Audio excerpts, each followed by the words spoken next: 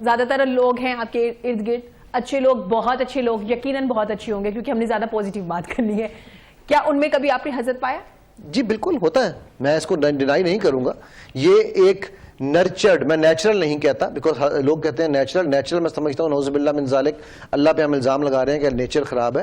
ٹھیک ہے, یہ نیچرل نہیں, یہ نرچرڈ ایموشن ہے جو کہ بہت سارے لوگوں میں ڈیولپ ہو رہا ہے نا انصافیاں دیکھ دیکھ کے اور یہ کمپیریزن دیکھ دیکھ کے. تو بالکل ڈیفینیٹلی جی ہوتا ہے. میرے اپنے گھر میں اس کی مثالیں موجود ہیں.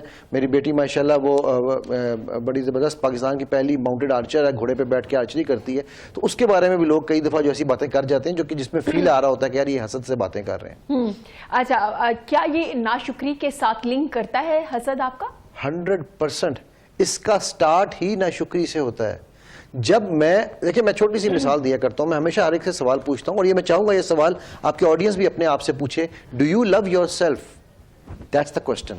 میجورٹی مجھے جواب آتا ہے جی وہ تو ہوتا ہی ہے, لیکن اپنے آپ سے کون پیار کرتا ہے. ٹھیک ہے, سو یہ ہے وہ بنیاد ناشکری کی.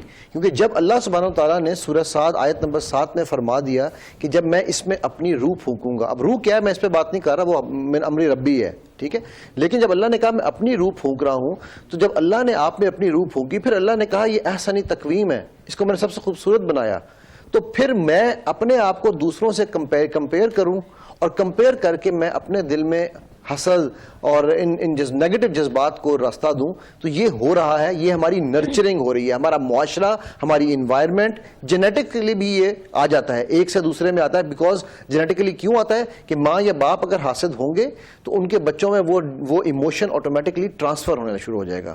تو جی بالکل ڈیفینیٹلی یہ ہوتا ہے. ٹھیک ہو گیا. محمد علی مجھے بتائیے گا, آج کے دور میں, آج کے سوسائٹی میں ہماری جو نئی جنریشن ہے, کیا ان میں بھی حسد موجود ہے؟ کیونکہ میں نے بہت کم بات کرتے سنا ہے لوگوں کو, کیونکہ لوگوں کو نہیں پتا ہوتا کہ وہ جو سوچ رہے ہیں یا وہ جو کر رہے ہیں وہ حاسد بن چکے ہیں یا ان میں وہ حسد موجود ہے, کیونکہ حسد کی ڈیفینیشن ہی نہیں لوگوں کو پتا ابھی تک. بالکل. اچھا میرے پاس ایک, کیونکہ میں بہت سارے یوتھ کے ساتھ کام کر رہا ہوں, تو میرے پاس ایک خوشخبری ہے آپ سب کے لیے. وہ یہ کہ ہمارے یوتھ میں یہ بیماری ہماری جنریشن سے کم ہے. میں کم کیوں کہہ رہا ہوں, ہاں کمپیریٹیولی وہ کرتے ہیں کہ اس کو کیا مل رہا ہے اس کو کیا, لیکن یہ ہے کہ کیوں میں کم کہہ رہا ہوں, بیکاز وہ اس ایموشن کو, اچھا ایک بات یہاں یہ بھی سمجھنی ضروری ہے کہ it is an emotion and it is a state. وہ آپ نہیں ہے. اگر کوئی انسان حاسد ہے نا, تو وہ یہ جان لے کہ وہ حاسد نہیں ہے. حسد اس کا ایک ٹیمپریری ایموشن ہے یا ایک ٹیمپریری اسٹیٹ ہے جس سے وہ نکل سکتا ہے اگر وہ نکلنا چاہے تو. ٹھیک, سو ہماری جو یوتھ ہے ان کا زیادہ تر جو فوکس ہوتا ہے, میں نے یہ دیکھا وہ اس پہ ہوتا ہے کہ اگر اس نے 10 کیے ہیں تو میں 11 کر کے دکھاؤں, اس نے 11 کیے ہیں تو میں 15 کر کے دکھاؤں. سو یہ ایک ہیلدی کمپٹیشن مجھے یوتھ میں زیادہ نظر آیا ہے.